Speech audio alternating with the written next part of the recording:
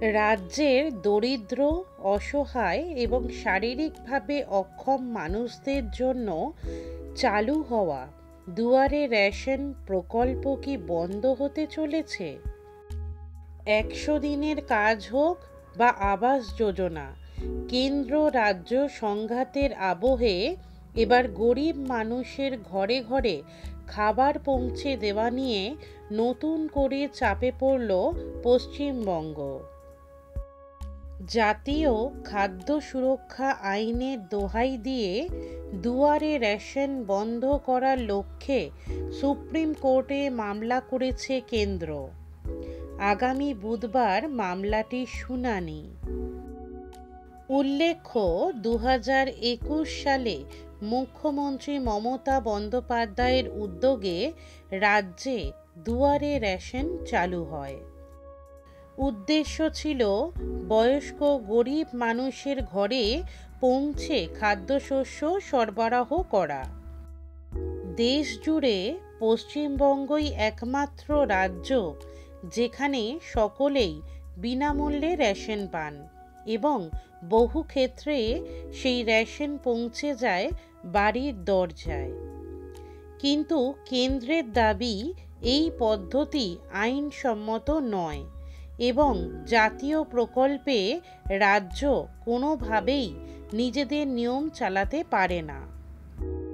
গত ২ বছর ধরে প্রকল্প বজায় রাখতে নানা অসুবিধার মুখে পড়েছেন রেশন ডিলারেরা।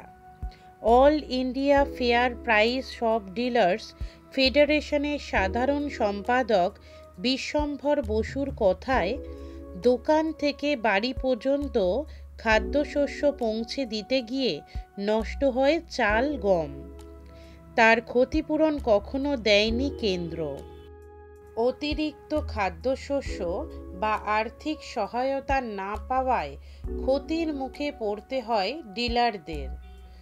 তবুও মানবিকতার খাতিরে তারা পরিষেবা বজায় রেখেছেন বলে জানান তিনি। ২০২২ সালে রেশন ডিলারদের এক মামলা কলকাতা হাইকোর্টে হেরে সুপ্রিম কোর্টে গিয়েছিল রাজ্য। তখন তেমন আগ্রহ দেখায়নি কেন্দ্র, কিন্তু সম্প্রতি খাদ্য মন্ত্রকের ডিরেক্টর সীতারাম মিনা ২৭২ পাতার একটি পিটিশন জমা দেন। সেখানে কেন্দ্রের অবস্থান স্পষ্ট যে রাজ্যে নিজস্ব কোনো প্রকল্পে বাড়ি বাড়ি খাদ্যশস্য পৌঁছে দিতে চাইলে দিতে পারে, কিন্তু জাতীয় খাদ্য সুরক্ষা আইনের আওতায় কেন্দ্রীয় রেশন এভাবে বিতরণ করা যাবে না। এছাড়া one nation one ration card চালু হওয়ার পর দেশের যে কোনো জায়গায় যে কেউ রেশন পেতে পারেন, এই যুক্তিও সামনে এনেছে কেন্দ্র। ফলে পশ্চিমবঙ্গ সরকারের এই প্রকল্প আইন লঙ্ঘন করেছে বলে অভিযোগ। এমনকি দুয়ারে রেশন অবিলম্বে বন্ধ করাই শুধু নয়, রাজ্যকে আর্থিক জরিমানাও করা হোক, এমন দাবি করেছে কেন্দ্রীয় সরকার। অন্যদিকে কেন্দ্র এনডিএ শাসিত অন্ধ্রপ্রদেশে এবং দিল্লিতে কেজরিওয়াল সরকার থাকা অবস্থায় দুয়ারে রেশন প্রকল্প বন্ধ করিয়েছে বলে খবর। এবার সেই ধাক্কা বাংলার দিকেও আসছে বলে মনে করা হচ্ছে। আগামী বুধবার সুপ্রিম কোর্টের শুনানি। এই শুনানি রাজ্য সরকারের কাছে অত্যন্ত গুরুত্বপূর্ণ হতে চলেছে।